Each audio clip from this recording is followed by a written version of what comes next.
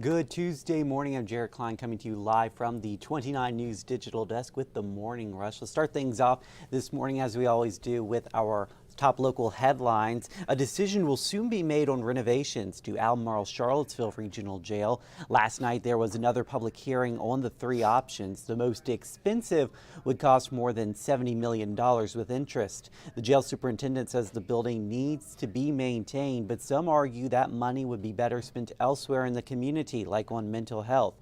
Another community forum is set for February 29th. That will be at the Carver Rec Center. Police can no longer send out blanket requests for video from Ring doorbell cameras through the app. However, they can still ask for it door to door with a search warrant if need be. Charlottesville's chief of police says his agency relies on these doorbell camera videos to help solve crimes. The change was made amid concerns among privacy advocates. Albemarle Police Detective Garrett Moore says the change will delay investigations. Charlottesville and Albemarle County Public Schools will be getting less money from the state after a change to the method the state uses to dish out money. It's not required to provide as much financial help. Virginia gives out money to public schools based on a formula called the Local Composite Index. This is based on factors such as property value, average income, and student population. Both districts say this method leaves out other crucial considerations, cutting their funding short. And the time to register your children for summer camp programs is right now. Charlottesville Parks and Recreation registration started yesterday. This is for children ages 5 through 12. Charlottesville says children who attend will participate in enrichment clubs, sports, arts and crafts, nature, science, and more. The summer camp program is set for June 17th through July 26th. I know it seems like a long time away now, but it'll be here before we know it. It will be here before you know it. That's true. Time. And speaking of time, part-time jobs, Gen Z is bringing the part-time job back. I didn't realize, but a lot of teens were not the millennials. They didn't have a lot of them just didn't work. They didn't do the part-time thing. Well, now this new generation they're joining the workforce.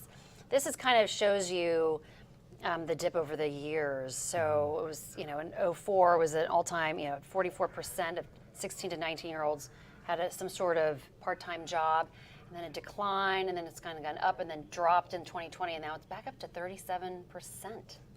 I wonder what caused that dip to begin with. Yeah, I guess some sort of generational thing. They just weren't working, and now they're back to going, which is great because, especially in like restaurant industries and those services that we need more workers. So, and this is kind of an interesting look at by teen employment by generation. So you got the boomers, 50%, then millennials. Yeah, it really looks like dropped. Millennials definitely is where the drop happened. Yeah, what?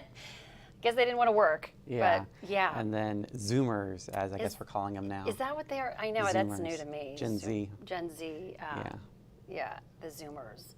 So kind of just interesting of like, where things are. But millennials, they were not doing it. Not doing it. Did not want to work. All right, so I don't know, have you ever been on an interstate and seen kind of like those witty signs like, visiting in-laws, slow down, get there late, buckle up, windshields hurt, that sort of thing. Yeah. So now, evidently, the federal government is banning those funny electronic messages on highways. So over the course of the next year or so, those will be phased out. You won't be seeing those anymore.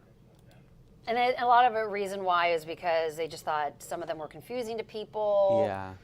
So, I mean, here's some more. I'm glad this was a top priority. I know. To get rid of something that gave people some humor. Yeah, right. So I always appreciated those funny signs. Yeah, I feel like Virginia really goes all out with those signs, right? So it's going to be a thing of the past. Your roadside chuckles will soon be a thing of the past. Yeah. And then finally, so in African penguins, they're at risk of extinction. And 10 have hatched at the California Academy of Sciences this past year. And take a look. Aww. Isn't that adorable? That's so cute. Yeah. So they're native to South African coast. Yeah. And up the west coast of what is that word? Namibia? Namibia, I think. Sorry. Yeah. I see it now. I didn't even know what you were referring to. Okay. I was like, what is she trying to say? Okay, Namibia. So that's, but you wouldn't associate, I guess, penguins with that region of the world. Right. But that's cute that they're coming back, I guess. Yeah, so I guess only 9,000 breeding pairs remain in the wild. Yeah. So they've had a sharp decline. There used to be at least 1 million pairs, Yeah. but a century ago. But anyway, this is adorable, though. I thought that was really cute. It is. Who doesn't like penguins? I know, right? Yeah. All right, thank you, Jennifer. Let's take a look at our Doppler radar on this Tuesday morning. You can see there is snow to the north of us in northern Virginia right now. All rain for us, and that rain is starting to move out of the area. Look at out over New York and New England. They're definitely getting a big snowstorm today. So if you have any travel plans to head that way, or if you know anybody, give them a heads up. I hope you guys have a great Tuesday out there, a great Tuesday, and we'll see you again on 29 News at noon. And we're always live, of course, on the 29 News app.